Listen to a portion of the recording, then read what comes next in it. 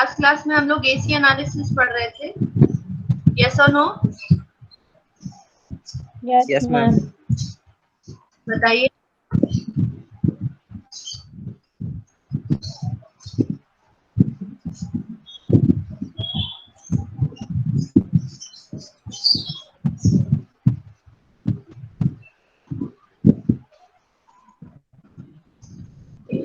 AC analysis में हमने numerical लिया था एक, और न्यूमेरिकल को कंप्लीट नहीं किया था। आप लोगों ने सॉल्व किया होगा तो ठीक है, बाकी पीडीएफ तो आप लोगों के पास है ही उस न्यूमेरिकल सॉल्यूशन का।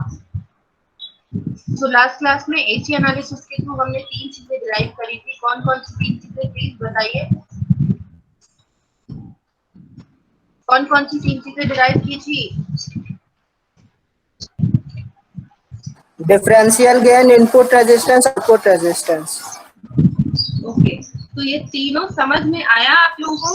ये जो आपने 3 चीजें, 3 पैरामीटर्स हमने डिराइव किए हैं, ये 3 पैरामीटर्स हमारे बेसिक एक ओपन लूप सर्किट का, मतलब एक ओपन लूप एम्पलीफायर जो है जिसमें हमने अभी तक फीडबैक यूज नहीं किया है, उसका जो बेसिक गेन हम पढ़ते हैं, जो सिर्फ ओपन लूप गेन के नाम से आप लोग रिप्रेजेंटेशन में पढ़ते हैं, वो है हमने डिराइव किया, this is differential gain which is equals to RC divided by RE dash। और RE dash क्या होता है? RE dash एक AC पैरामीटर है dependent on DC quantity, and RE is equals to क्या बताया था कल की क्लास, लास्ट क्लास में मैंने?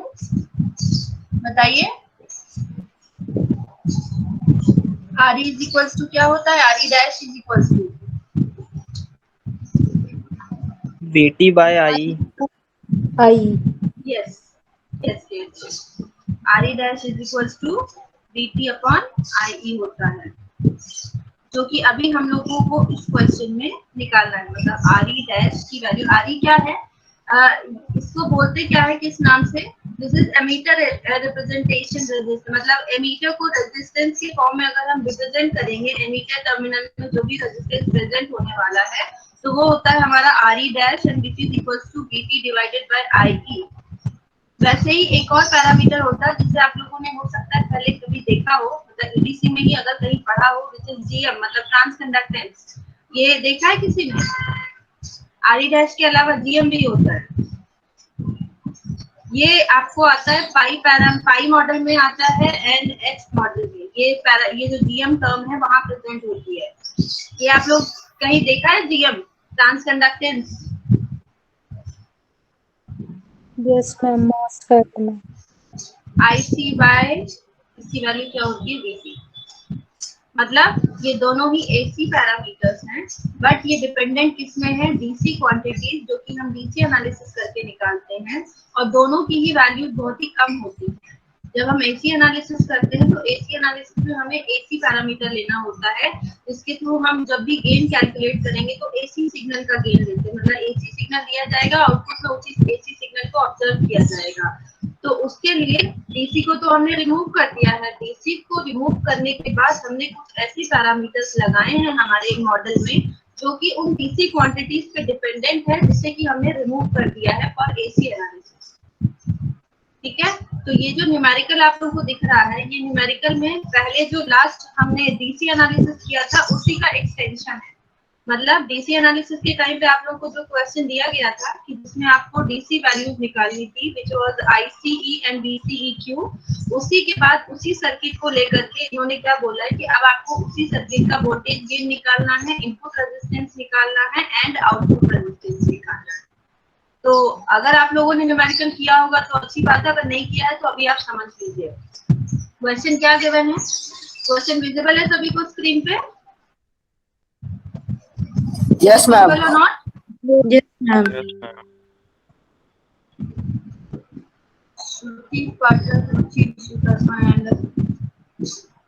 ये आप लोग लेट आ रहे हैं, 10:45 हो चुके हैं। अब इसके बाद आप कोई भी आओ, मैं एडमिट नहीं करने वाली हूँ। सो बेटर कि जैसे ही आपको लिंक दी जा रही है, please join the link at that time only. अब 31 स्टूडेंट है, आई डोंट केयर कि अटेंडेंस मेरी क्लास की 50% है 40% है। जिनको पढ़ना है वो जल्दी आके ज्वाइन कर लेंगे। 10:45 के बाद आप ज्वाइन करो, ये कोई अच्छी बात नहीं है। मैं भी अपने टाइट शेड्यूल से किस तरीके से मैनेज कर रहा है, ऐसा टाइम चल रहा है कि हर आदमी को एक नहीं 1000 काम है। इसलिए आप लोगों को तैयार रहना होगा। आप लोगों को ऐसा कोई अभी बहुत जरूरी काम नहीं है, इसलिए जब भी क्लास सेट का आपको लिंक दिया जा रहा है 5 to 10 मिनट, 10 मिनट्स काफी है कि आप ज्वाइन कर ले क्लास, और उसके अलावा भी 15 मिनट्स ठीक है। 10:45 के बाद अब कोई भी अलाउड नहीं है। सो स्क्रीन शेयर हो रहा है सभी को? Yes ma'am. यहाँ पे हम लोग को कैलकुलेट करना है voltage gain, input resistance and output resistance. तो सबसे पहले क्वेश्चन में क्या गिवन है, वही डायग्राम होगा। डिफरेंशियल एम्पलीफायर का जो डायग्राम है आप लोग को पता है कैसा डायग्राम, जो हम लोग पहले की क्लासेस में देख चुके हैं, ऐसा कुछ डायग्राम होगा। दो स्टेजेस में जहाँ पे कि 2 बीजेटी लगे हुए हैं और एक आरई लगा हुआ है। यहाँ पे हमने क्या पहले के केस में से यहाँ पे हमने 2 V1 और V2 दिया हुआ है विद इंटरनल रेजिस्टेंस। ठीक है, ये डायग्राम है। तो इसी डायग्राम में वैल्यूज गिवन है इसमें कि दिस इज आरसी, यहाँ का रेजिस्टेंस आरबी मैंने पहले भी बताया था। ये आरबी क्या है, this RB is nothing but RE, emitter का resistance. Then Rin1 and Rin2 मतलब इंटरनल रेजिस्टेंसेस हैं जो हमने इनपुट में सोर्स लगाए हैं उनके, plus VCC and minus VEE is also given, beta DC given and VBE given. तो इन गिवन वैल्यूज से हम क्या कर सकते हैं, IC और VC कैलकुलेट कर सकते हैं, जो कि आप लोगों ने पहले किया हुआ है। यस और नो? किया है? Yes ma'am. कोई इक्वेशन बता सकता है मुझे IC की क्या इक्वेशन डिराइव करी थी हमने? Anyone? VEE minus VBE upon 2RE plus REin upon beta DC. Very good, very good,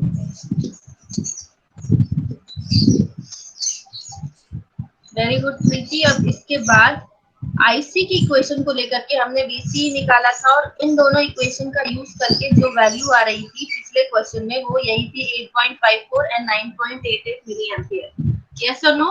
अब इन वैल्यूज का यूज करके हम निकालेंगे सबसे पहले RE डैश की वैल्यू।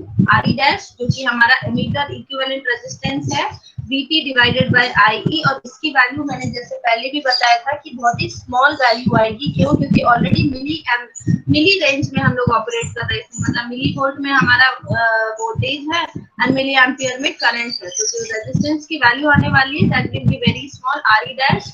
और इसी RE डैश की वैल्यू के बाद हम क्या कैलकुलेट कर सकते हैं, differential gain of this amplifier. और ये डिफरेंशियल गेन की वैल्यू क्या होगी, 2.2, क्योंकि जो कि आपका RC है, कलेक्टर रेजिस्टेंस है, डिवाइडेड बाय RE, और इस तरीके से हमें AD डिफरेंशियल गेन मिलेगा। Is it clear? Yes ma'am. को ठीक है। अब यहाँ पे देखिए, आप लोगों को एक ऑब्जर्वेशन करना है विच इज वेरी इंपॉर्टेंट, क्योंकि जरूरी नहीं कि सिर्फ हमने न्यूमेरिकल कर लिया हमारी वैल्यूज आ गई। जो डिफरेंशियल गेन है वो 2 पैरामीटर पे डिपेंडेंट है। वो कौन कौन से पैरामीटर है? एक है कलेक्टर का रेजिस्टेंस, दूसरा है एमीटर का रेजिस्टेंस। ठीक है, तो अगर हमें गेन ज्यादा चाहिए, हाई गेन के लिए रिक्वायरमेंट क्या होनी चाहिए, क्या होनी चाहिए बताइए? Very small RE। क्या क्या? Very yes, small RE dash. हाँ, RE डैश की वैल्यू बहुत कम होनी चाहिए। यस, RE डैश की वैल्यू बहुत कम होना मतलब कि किसकी वैल्यू कम होना, इंटरनली। RE कब कम आएगा, जब IE ज्यादा होगा। क्यों? क्योंकि VT तो फिक्स है। VT क्या है, टेम्परेचर की वजह से जो वोल्टेज प्रेजेंट हो रहा है, तो वो तो फिक्स है, वो फिक्स है, बट एक वेरिएबल है विच इज IE, और अगर IE ज्यादा होगा तो हमारा RE कम होगा। सिमिलरली दूसरा पैरामीटर है RC, जो कि हमें पता है कि कलेक्टर का रेजिस्टेंस है, which is going to be fix always. हाँ, हम इसकी वैल्यू को कुछ कर, जैसे यहाँ पे 2.2 के है, अब मैक्सिमम 3 के रख दो, 4 के रख दो, 5 के से ज्यादा हम रख ही नहीं सकते हैं। क्यों नहीं रख सकते हैं? क्योंकि जब RC की वैल्यू बढ़ेगी तो जो हमारा VCE होता है, VC होता है, वो क्या होता है, VCC minus IC into RC। तो अगर RC बढ़ जाएगा तो ये हमारा VC कम हो जाएगा। तो सारे पैरामीटर्स एक दूसरे पे इंटरडिपेंडेंट होते हैं, जिसकी वजह से हम एक भी वैल्यू को ना तो बहुत ज्यादा कर सकते हैं ना बहुत कम।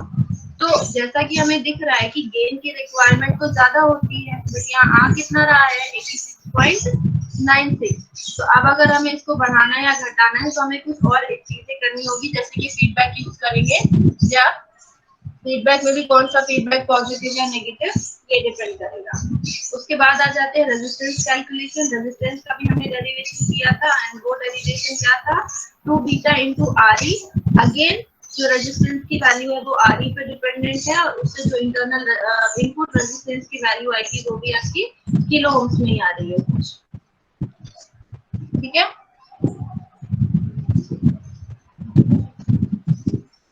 और उसके बाद output resistance is equals to collector resistance, तो उसकी वैल्यू सिंपली 2.2 किलो ओम हो जाएगी। उसके बाद ये जो नेक्स्ट क्वेश्चन आपको दिख रहा है, ये क्वेश्चन अब आप लोगों को खुद से करना है। ऑल्दो आपको सॉल्यूशन दिख रहा है, बट ये आप लोगों को मुझे एक्सप्लेन करना होगा। अगर किसी को भी ये समझ में आ गया है कि हाँ ये कैसे करना है, तो प्लीज मुझे बताइए कि हाँ आपको समझ में आ गया है, क्योंकि पहला वाला क्वेश्चन तो एक बेसिक क्वेश्चन था जो कि सबके लिए सेम होगा, लेकिन दूसरा वाला क्वेश्चन सबकी अंडरस्टैंडिंग के बेसिस पर है कि आप कैसे समझ रहे हो। तो सेकंड क्वेश्चन विजिबल है सभी को, देखिए Yes, ma'am. उसी क्वेश्चन का एक्सटेंशन है ये। यहाँ पे अब क्या पूछा गया है कि अब हमें आउटपुट वोल्टेज कैलकुलेट करना है और दो इनपुट वोल्टेजेस गिवन है अलग अलग फ्रीक्वेंसी, मतलब उनकी फ्रीक्वेंसीज के साथ दिया हुआ है कि V1 given है which is 50 millivolt peak to peak, similarly Vin is also which is 20 millivolt peak to peak at a particular frequency। तो हमें आउटपुट वोल्टेज की वैल्यू निकालनी है और दूसरा है what is the maximum peak to peak output voltage without clipping. तो A part बन जाएगा सभी से। आउटपुट वोल्टेज कैलकुलेट करना है हमें, V0 आउटपुट वोल्टेज, हमें एडी पता चल गया है, डिफरेंशियल गेन पता चल चुका है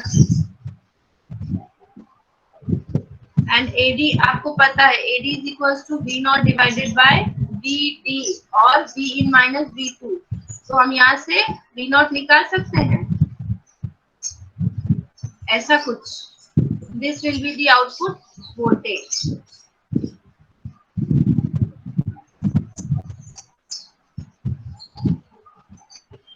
तो इसको सॉल्व कर सकते हैं by putting the value of V1 and V2, जैसे कि आप लोगों को सोल्यूशन में भी दिखा होगा कि यहाँ पे हमें अगर V1 माइनस V2 की वैल्यू को पुट कर देंगे तो हमें output voltage peak to peak value के लिए मिल जाएगा।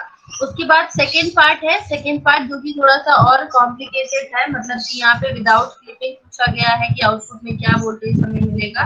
तो इसको समझने के लिए थोड़ा हमें और अंडरस्टैंड, ये आप लोगों को खुद से समझ में आ गया है पढ़ के क्या?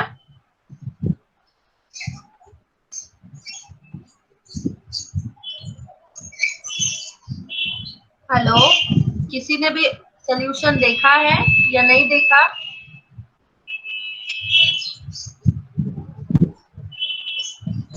मैम देखा पर ये सेकंड पार्ट नहीं समझ में आया। ठीक है, बाकी लोग का भी सेम मान के चलो, मैं किसी एक ने बोल दिया जो बाकी 30 स्टूडेंट्स का भी वही स्टेटमेंट होगा। मतलब मैम सेकंड वाला बढ़ा दीजिए। सेकेंड वाले में क्या पूछा गया है आपसे कि आपको आउटपुट वोल्टेज बताना है विदाउट क्लिपिंग। क्या होता है कि जो हमें आउटपुट वोल्टेज मिलता है, जैसे कि ये सर्किट है हमारा, ऐसा कुछ अगर सिंगल स्टेज को लिया जाए तो आउटपुट हम यहाँ से लेते हैं, this is RC, this is VCC, diagram दिख रहा है सभी को, and this is minus VEE। ये हाँ यहाँ पे हमने दे दिया इनपुट, ऐसा कुछ यहाँ से हम लेते हैं आउटपुट। तो आउटपुट जो है हमारा विदाउट क्लिपिंग अगर हमें चाहिए तो हमें वही वाला आउटपुट लेना होगा जो कि हमें कलेक्टर के अक्रॉस मिल रहा है, मतलब ये रेजिस्टेंस के अक्रॉस RC जो लगा हुआ है इसके अक्रॉस जो वोल्टेज प्रेजेंट होगा वही वोल्टेज जो होगा विदाउट क्लिपिंग। मतलब क्या है कि एक्चुअली में हमने इनपुट तो दे दिया कुछ ऐसा साइनोसॉइडल, अब यहाँ पे गेन एडी मिल रहा है, गेन एडी मिल करके आउटपुट हमें कुछ हाई ज्यादा एम्पलीट्यूड का मिलेगा, लेकिन ज्यादा एम्पलीट्यूड का मिल रहा है बट सपोज वो हमारी इस रेंज के बाहर जा रहा है तो उससे क्या हो जाएगा, वो क्लिप हो जाएगा, हमें पूरा नहीं मिलेगा विदाउट क्लिपिंग। मतलब कि हमें वो वेव फॉर्म पूरी नहीं दिखेगी अगर उसकी रेंज एक्सीड कर गई जो हमारे इस पर्टिकुलर सर्किट की ओवरऑल रेंज है। तो उसके लिए हमें वही, अगर हमें क्लिपिंग के बिना चाहिए तो हमें वही वैल्यू लेनी होगी जो इस RC रेजिस्टेंस के अक्रॉस वोल्टेज प्रेजेंट हो रहा है, and which is nothing but RC into IC। और यहाँ पे आईसी की वैल्यू वही जो डीसी एनालिसिस से हमने आईसी निकाला है वो हो जाएगी ये वैल्यू। और इसी वैल्यू से हमें पता चलेगा कि क्या हमारी पीक टू पीक वैल्यू होगी जो कि विदाउट स्लिपिंग हमें आउटपुट में दिखेगी। और बाकी और ज्यादा इसको समझने के लिए बहुत ज्यादा मतलब ऐसा ऐसा कुछ नहीं है कि एकदम ऐसा ही आपको समझना होगा। बेसिक यही है कि जो आरसी के अक्रॉस वोल्टेज का प्रेजेंट होगा वही आपका विदाउट स्लिपिंग दिखेगा। और विदाउट स्लिपिंग जो आरसी के अक्रॉस वोल्टेज है उसी को ट्वाइस कर देंगे तो वो आपका पीक टू पीक हो जाएगा। क्योंकि यहाँ पे जितने भी वोल्टेजेस है अगर एसी के टर्म्स में हम ले रहे हैं तो उनको पीक टू पीक वैल्यू में हमें लेना होगा। पीक टू पीक मतलब पॉजिटिव वेव फॉर्म से लेकर पूरी नेगेटिव वेव फॉर्म तक की वैल्यू। तो यहाँ पे जो वैल्यू आ रही है 2.17 जो वैल्यू है उसी को ही हमने 4.34 पीक टू पीक कर दिया है इसलिए। ठीक है, और ज्यादा इसको डिटेल में मत समझिएगा नहीं तो और ज्यादा कंफ्यूजन बढ़ेगा। बस इतना ही है कि आरसी के अक्रॉस जो वोल्टेज है वो आपका विदाउट क्लिपिंग वोल्टेज होता है और उसी वोल्टेज को हमें पीक टू पीक वैल्यू के फॉर्म में कैलकुलेट करना है। क्लियर है?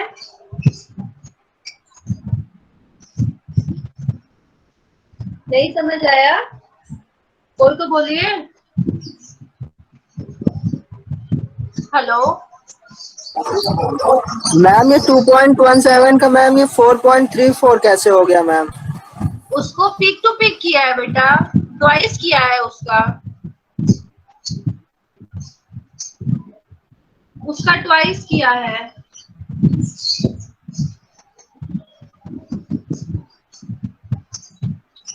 यस मैम क्लियर है।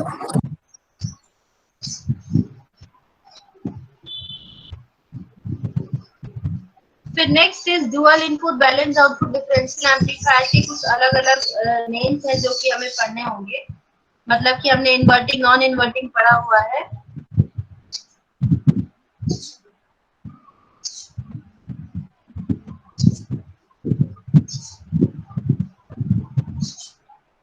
तो ये डायग्राम सभी को दिख रहा है dual input balance output differential amplifier का? Yes diagram ma'am. विजिबल है? इस डायग्राम में हमें दो इनपुट दिख रहे हैं, दो कलेक्टर रेजिस्टेंसेस है, एक एमिटर रेजिस्टेंस है।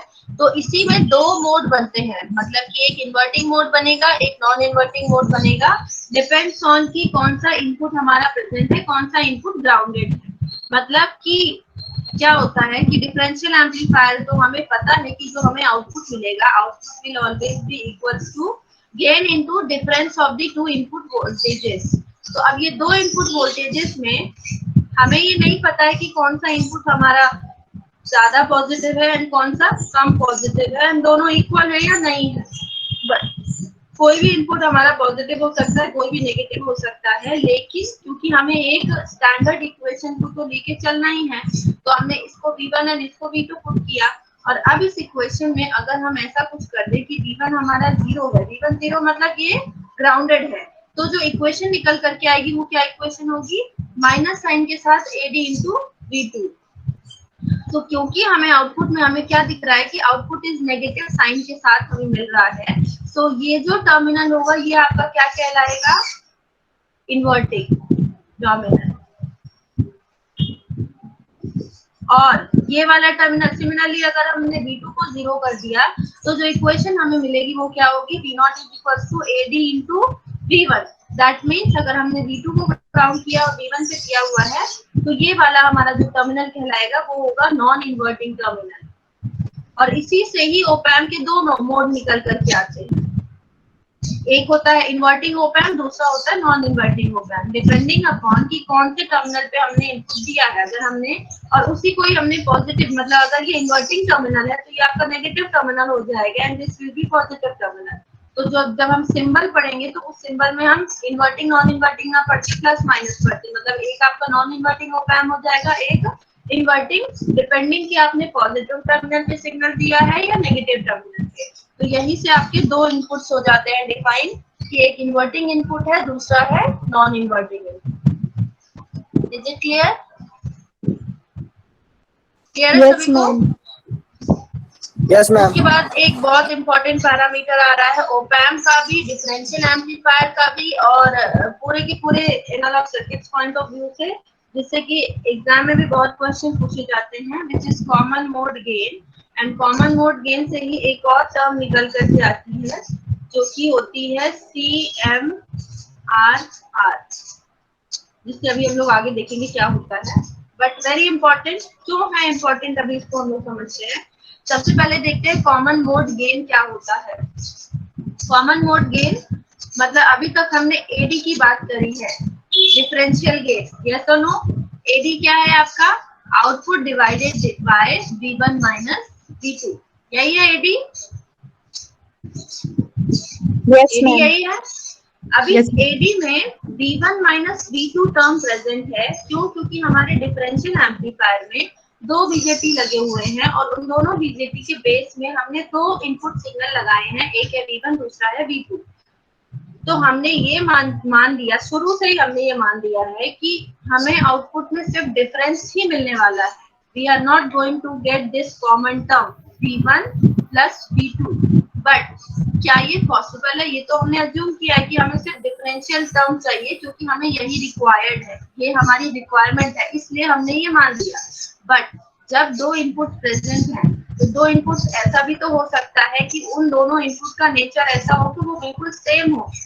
और हमारे एनवायरनमेंट में आप लोग ये सोच भी सकते हैं कि ऐसे बहुत सारे इनपुट हैं, बहुत सारे फैक्टर्स हैं जो सब पे एक बराबर पड़ते हैं। जैसे धूप सबको एक बराबर लगती है, गर्मी सबको एक बराबर लगती है, देयर इज नथिंग कि किसी को ज्यादा गर्मी लगेगी, किसी को कम गर्मी लगेगी।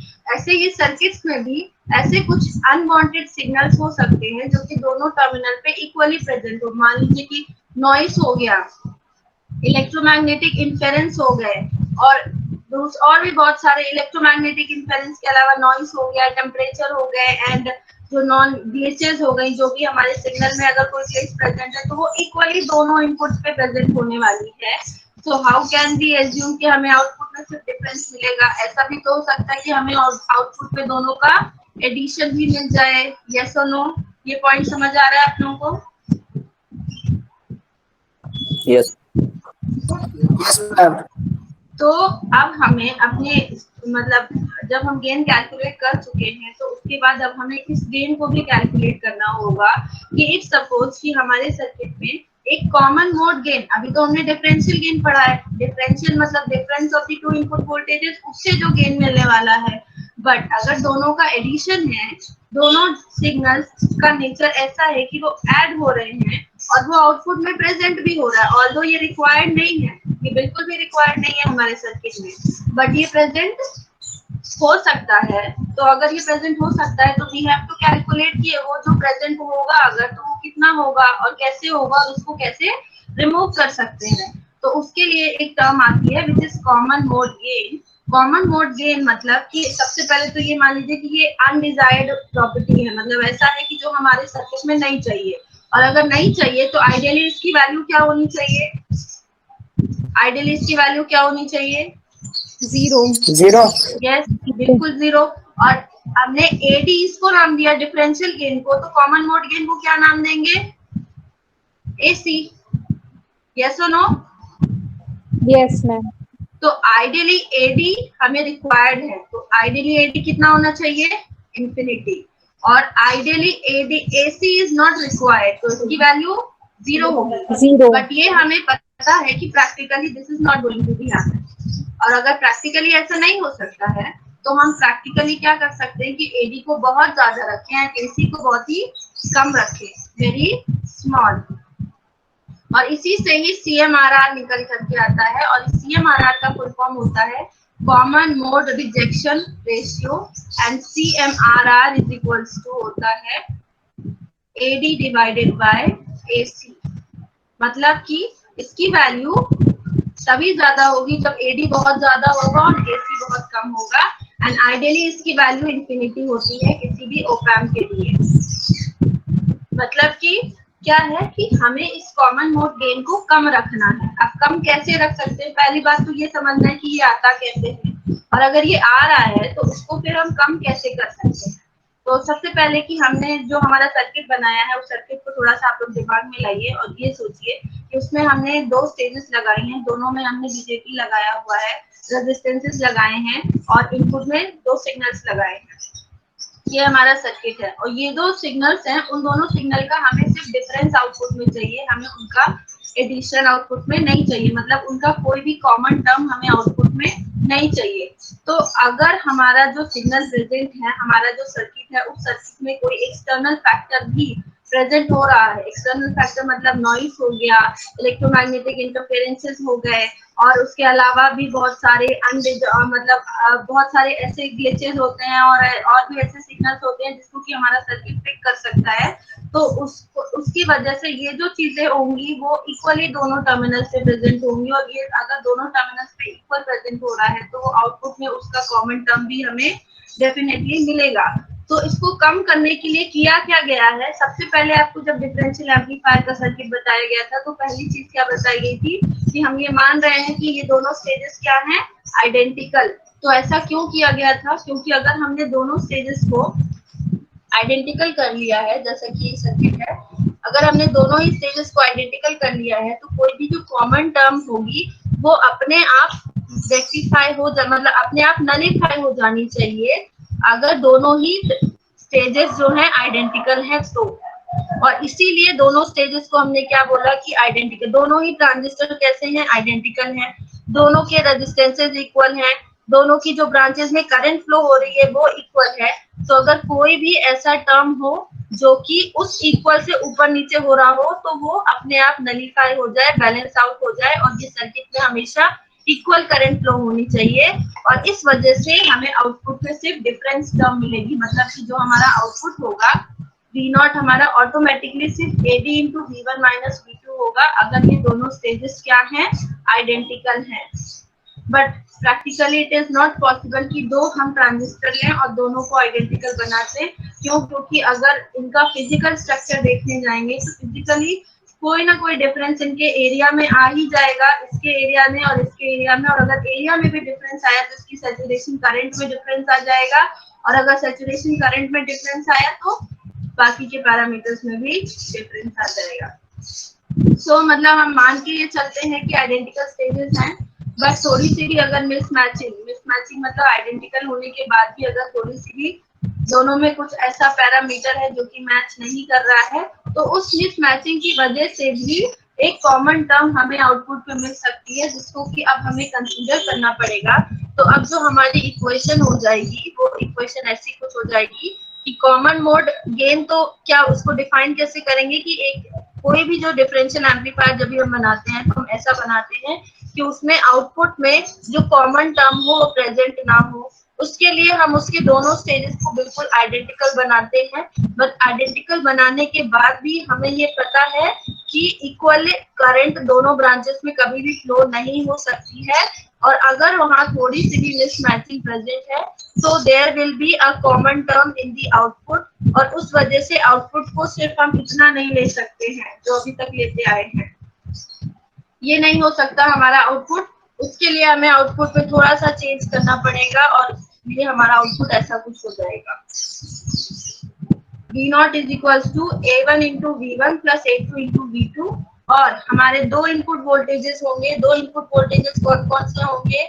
एक हमारा डिफरेंशियल इनपुट वोल्टेज होगा VD which is V1 minus V2 and दूसरा जो वोल्टेज होगा वो होगा common which is half of V1 plus V2। अब हमें ये दो इनपुट वोल्टेजेस को लेना होगा और उसके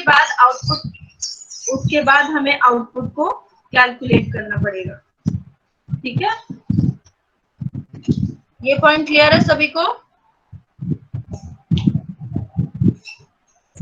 कि ये कॉमन टर्म कहाँ से प्रेजेंट हो रही है, कैसे प्रेजेंट हो रही है। इसको रिमूव करने के लिए सबसे पहले हमें आउटपुट वोल्टेज की इक्वेशन को करेक्ट करना होगा। जो अभी तक हमने आउटपुट वोल्टेज की इक्वेशन पढ़ी थी, दिस इज आइडियल इक्वेशन जहाँ पे हमने सिर्फ एडी टर्म कंसीडर किया था, जहाँ पे हमने सिर्फ डिफरेंशियल टर्म ली थी, बट एक्चुअली में सिर्फ डिफरेंशियल टर्म से काम नहीं चलने वाला है, तो हमें उस कॉमन टर्म को भी लेना पड़ेगा। और ये कॉमन टर्म क्यों आ रही है? क्योंकि हमने डिफरेंशियल एम्पलीफायर की दोनों स्टेजेस को आइडेंटिकल तो बना दिया, लेकिन उसके बाद भी देयर इज स्मॉल मिसमैचिंग, और उस मिसमैचिंग की वजह से आउटपुट में एक कॉमन टर्म प्रेजेंट होने वाली है, और उस कॉमन टर्म को हमने किस फॉर्म में ले लिया है, VC, C for common and D for difference. So VC is equals to average of the two input voltages and VD is equals to difference of the two input voltages. Is it clear? Yes, ma'am. Yes, ma'am. तो अब हमें output की equation को calculate करना है, तो उसके लिए ये आपको दिख रहा है आउटपुट वोल्टेज ऐसा कुछ होगा, V0 इक्वल टू, यहाँ पे दो गेन आया है, दो गेन क्यों लिए हुए हैं, A1 V1, A2 V2। A1 कब आएगा, जब V1 प्रेजेंट है एंड V2 ग्राउंडेड है। सिमिलरली A2 का प्रेजेंट आएगा, A2 तब आएगा जब V2 प्रेजेंट है एंड V1 ग्राउंडेड है। तो अब ये इक्वेशन में हमने V1 और V2 को VD और VC के फॉर्म में लिखना है। तो V1 और V2 हमारे VD और VC के फॉर्म में ऐसे आएंगे, V1 आपका हो जाएगा VC plus half VD by 2 and similarly V2 is equal to VC minus half VD। और इन वैल्यूज को जब हम पुट करेंगे तो हमें ऐसी कुछ इक्वेशन निकल करके आने वाली है, A1 minus A2 and A1 plus A2 term. Ma'am V1 V2 की ये वैल्यू कहाँ से आई? ये V1 V2 की वैल्यू है,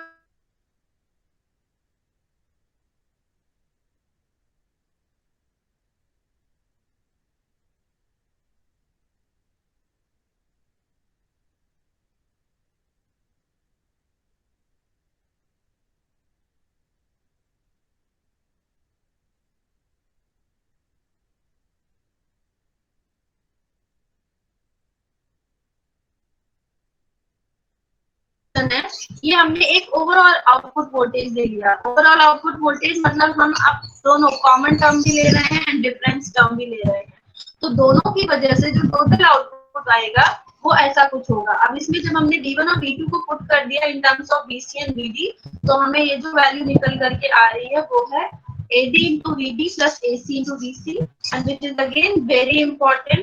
क्यों वेरी इंपॉर्टेंट है, क्योंकि जब भी ओपैम आपका आइडियल नहीं है, ये आपको गिवन है कि ओपैम आइडियल नहीं है और वहां पे आपको डिफरेंशियल गेन भी गिवन है एंड कॉमन गेन भी गिवन है, तो अब आपको आउटपुट इस इक्वेशन से कैलकुलेट करना होगा।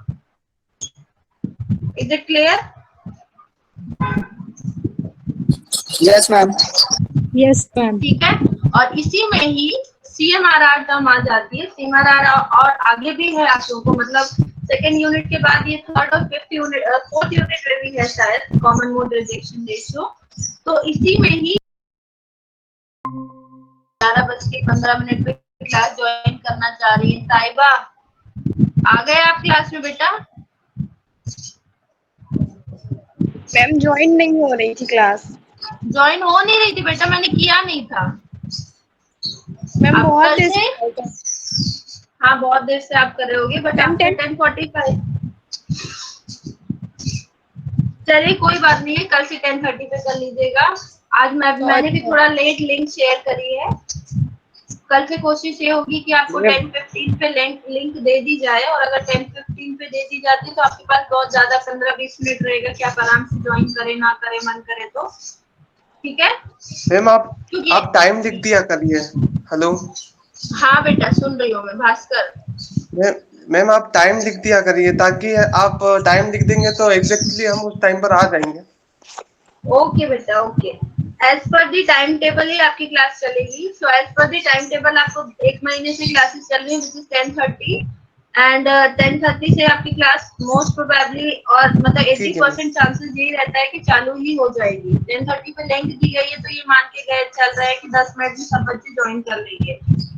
तो please it is your responsibility कि आप 10 मिनट में ज्वाइन करें या 20 मिनट में, but now it is in my, क्योंकि ओलंपस में ऐसा कुछ भी नहीं था, बट मीट पे ये ऑप्शन है कि वी कैन एडमिट और we can not admit. So please उस चीज से अवेयर रहिए आप लोग। और आप लोग जो ज्वाइन करते हैं अपना नाम थोड़ा ढंग से, जो नाम है उससे ज्वाइन करिए। पता नहीं क्या वॉरियर और ये नाम से करेंगे तो I will not admit that student. आज ही किसी एक को रिजेक्ट किया है मैंने, क्योंकि ऐसे बहुत सारे केसेस हो रहे हैं बेटा। ऑनलाइन क्लासेस में बच्चे कुछ भी बोल के चले जा रहे हैं, टीचर क्या करेगा, कुछ नहीं सुन के रह जाएगा। तो बेटर कि ऐसे बच्चे ना आए, इसलिए तो ओलंपस को रिन्यू नहीं कराया जा रहा है। फर्स्ट ईयर में बहुत सारे केसेस हो चुके हैं हर फैकल्टी के साथ। तो जो एक डर होता है शायद बच्चों में नहीं है इस वजह से, बट मे भी आप लोग थोड़ा सा सिंसियर हैं कि आप लोग ऐसा ना करें। सिर्फ पढ़ने आए हैं पढ़ें, और हम लोग सिर्फ पढ़ाने आए हैं तो पढ़ाएंगे ही बस। नेक्स्ट जो अब हमें पढ़ना है, कॉमन मोड गेम के बाद नेक्स्ट कॉन्फ़िगरेशन पे चल रहे हैं हम लोग डिफरेंशियल एम्पलीफायर के, which is dual input unbalanced output differential amplifier. किसी को कोई डाउट तो नहीं है CMRR में, कॉमन मोड गेम में? कोई डाउट तो नहीं है? No ma'am. No ma'am.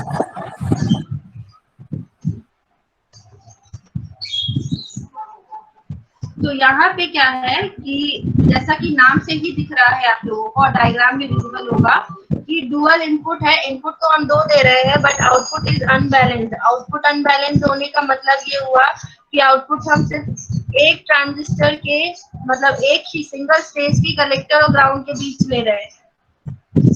ये डायग्राम सभी को विजिबल है? Q1 एंड Q2 2 स्टेजेस हैं। Q1 एंड Q2 2 स्टेजेस में हमने दोनों में इनपुट लगा दिया है।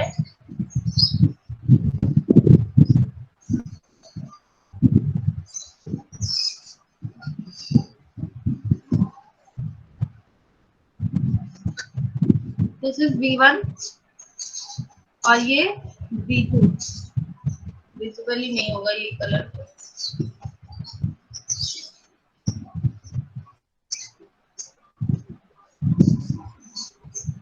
ये हो गया V1, ये हो गया V2। पर जो आउटपुट लिया गया है सिर्फ एक Q2 ट्रांजिस्टर जो है Q2 के कलेक्टर स्टेज से आउटपुट लिया गया है, which is again with respect to ground. अभी तक क्या था, हमने यहाँ से आउटपुट लिया था दोनों के कलेक्टर से, मतलब VC1 माइनस VC2 हमारा आउटपुट था। याद हो अगर हमने AC एनालिसिस में यही इक्वेशन लगाई थी और वहां से ही हमें निकल करके आउटपुट में क्या आया था, V1 माइनस V2। ऑटोमेटिकली वो डिफरेंशियल इनपुट के फॉर्म में आ गया था। तो यहाँ पे अब क्या कर रहे हैं, हमारा जो आउटपुट का स्टेज है वो अनबैलेंस्ड हो गया। अनबैलेंस्ड होने की वजह से जब DC एनालिसिस करेंगे तो अब यहाँ पे हमें पूरा एनालिसिस नहीं करना है। आप लोगों को करना चाहिए पूरा एनालिसिस। क्यों? क्योंकि अभी आप लोग उस स्टेज में है जहाँ पे कि आपको ये इक्वेशंस को डिराइव करना आना चाहिए। तो अगर आपको ये थोड़ा सा भी लगता है कि इक्वेशन कैसे आ गई, then definitely go for it. आप KVL लगाइए इनपुट लूप में, देन आउटपुट लूप में KVL लगाइए। इनपुट लूप में जब KVL लगाएंगे तो हमें IC मिलेगा, जैसा कि हमने प्रीवियस केस में किया था। सिमिलरली वैसा करेंगे। यहाँ पे VEE माइनस VB जैसा पहले आया था divided by 2RE plus beta by RS2 by beta DC, ऐसा कुछ IC मिलेगा। एंड देन VCEQ निकालेंगे तो VCEQ आपको VCEQ भी वैसा ही कुछ मिलेगा जैसा कि पहले मिला था, VCC plus VBE minus ICQ into RC।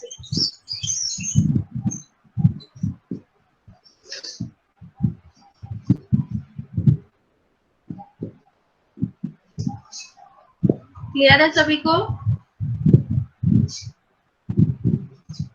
और उसके बाद AC एनालिसिस करके जैसा कि प्रीवियस केस में इक्वेशन निकाली गई थी, तो क्योंकि वो बैलेंस एम्पलीफायर था, मतलब balance input and balance output, तो वहां पे जो इक्वेशन आई थी उसकी हाफ इक्वेशन यहाँ पे मिलने वाली है, and this is RC divided by 2RE dash. Is it clear?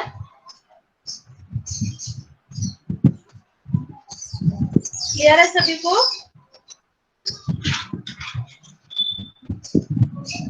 Yes ma'am. Yes ma'am. एक बार अच्छे से देख लीजिए, कोई डाउट तो नहीं है।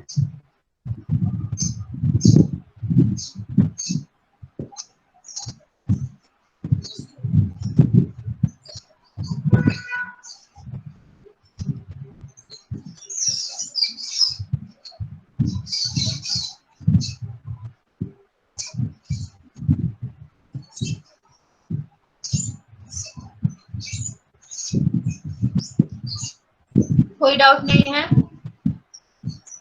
अगेन उसके बाद एक और कॉन्फ़िगरेशन समझ लीजिए, एक और वेरिएशन है डिफरेंशियल एम्पलीफायर का, जिसमें कि स्वैम्पिंग रेजिस्टेंस यूज किया जा रहा है।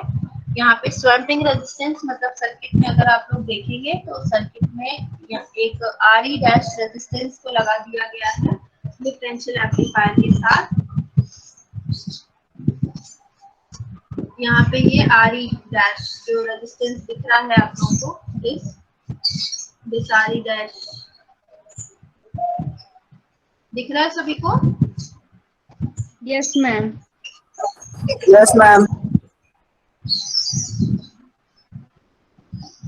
इस सारी डैश को लगाने की वजह से क्या होता है कि जो हमारा डिफरेंशियल गेन है अभी सिर्फ RC और RE डैश पे डिपेंडेंट है, और जब इस RE डैश को लगा दिया जाएगा तो RE डैश जो कि आपका पैरामीटर डिपेंडेंट है किसमें, VT बाय IE पे, इस RE डैश की डिपेंडेंसी थोड़ी सी कम हो जाएगी।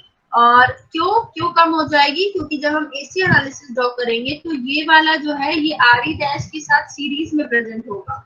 तो RE डैश तो सिर्फ IE पे डिपेंडेंट था, और हम IE को बहुत ज्यादा कम या ज्यादा नहीं, मतलब चेंज नहीं कर सकते हैं। तो इस एक्सटर्नल पैरामीटर को लगाने से जो वोल्टेज गेन का वेरिएशन है उसको हम थोड़ा सा कंट्रोल कर सकते हैं, क्योंकि RE डैश को कितना कम कर सकते हैं ये IE पे डिपेंडेंट है, और IE को हम कितना कम कर सकते हैं ये किस पे डिपेंडेंट है, PC जो हमारी IE की इक्वेशन है उससे पता चलेगा। तो इस वेरिएशन को कम करने के लिए यहाँ पे एक RE डैश पैरामीटर को लगाया गया है, और इसलिए इसको बोलते हैं स्वैम्पिंग रेजिस्टेंस। कौन सा रेजिस्टेंस?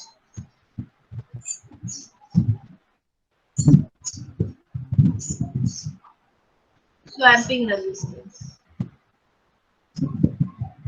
ठीक है, क्लियर है सभी को? Yes ma'am. Yes ma'am. Yes ma'am.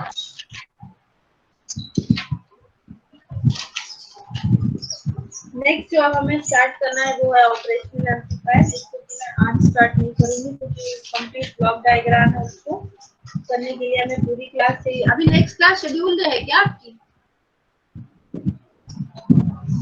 Next class लगने वाली है आप लोगों की या नहीं? मैम जब से वो एक्सपायर हुआ पता नहीं चलता, वो व्हाट्सएप में ही आएगा अगर होगी तो। मतलब वो जैसे कि एग्जैक्ट एट 11:30 आपको में भी मैसेज आ सकता है ना, ऐसा? यस मैम, ऐसा हो सकता है। ये तो है, क्योंकि क्लास तो है ही सेकेंड। तो ठीक है, आज की क्लास के लिए फिर इतना ही। अभी कोई डाउट हो किसी को तो बताइए, कोई डाउट रहता ही नहीं आप लोगों को कभी। तो सिलेबस में ये पता है कि हम कहाँ पहुंच गए हैं? क्या आप लोग को ये पता है कि कहाँ पे है हम लोग सिलेबस में, एज पर द सिलेबस?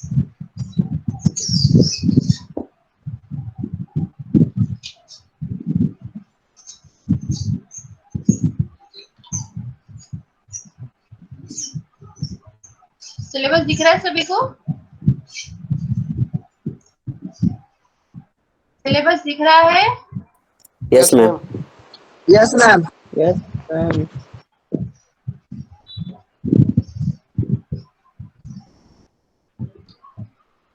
यहाँ पे हम दूसरे यूनिट के ऑपरेशनल एम्पलीफायर जो यूनिट है उसमें डिफरेंशियल एम्पलीफायर में अनबैलेंस्ड आउटपुट डिफरेंशियल एम्पलीफायर यहाँ तक कर लिया हमने। सिंगल इनपुट बैलेंस, बाकी के जो स्टेजेस हैं, बाकी के जो कॉन्फ़िगरेशंस हैं वो आपके सिमिलर होंगे, जैसे कि हमने 2 कॉन्फ़िगरेशंस पढ़े हैं वैसे ही होंगे, इसलिए उन सबको अब हम लोग नहीं कर रहे हैं। अब जो हम लोग करेंगे वो है introduction of op amp. Introduction of op amp से हम करेंगे, मतलब क्या, जैसे कि आप लोगों को दिख रहा है ये वाली यूनिट भी ऑलमोस्ट हम लोग की खत्म होने वाली है, अगले 2 क्लासेस में खत्म हो जाएगी। So good news. और हाँ, साथ ही साथ आप लोगों की कॉपी भी चेक हो रही है, कॉपी जैसी चेक हो जाती है आप लोगों को शो कर दी जाएगी। और नेक्स्ट टाइम जो आपका टेस्ट होगा वो ओलंपस पे नहीं होगा, क्योंकि ओलंपस पे अपलोडिंग में काफी प्रॉब्लम आती है, तो बेटर कि आपका टेस्ट क्लासरूम पे लिया जाएगा, गूगल क्लासरूम। तो नेक्स्ट क्लास में हम लोग को इंट्रोडक्शन ऑफ ऑप एम्प करना है। ये फर्स्ट यूनिट तो हो ही गई है अपनी, देन इंट्रोडक्शन टू आईसीज भी हो गया है, ऑपरेशनल एम्पलीफायर में भी हमने ये चीजें कर ली हैं। अब इसके बाद ये कुछ चीजें बस रह गई हैं, फिर हम कैरेक्टरिस्टिक्स ऑफ ऑप एम्प में एंटर कर जाएंगे। इसमें कोई किसी को डाउट तो नहीं है?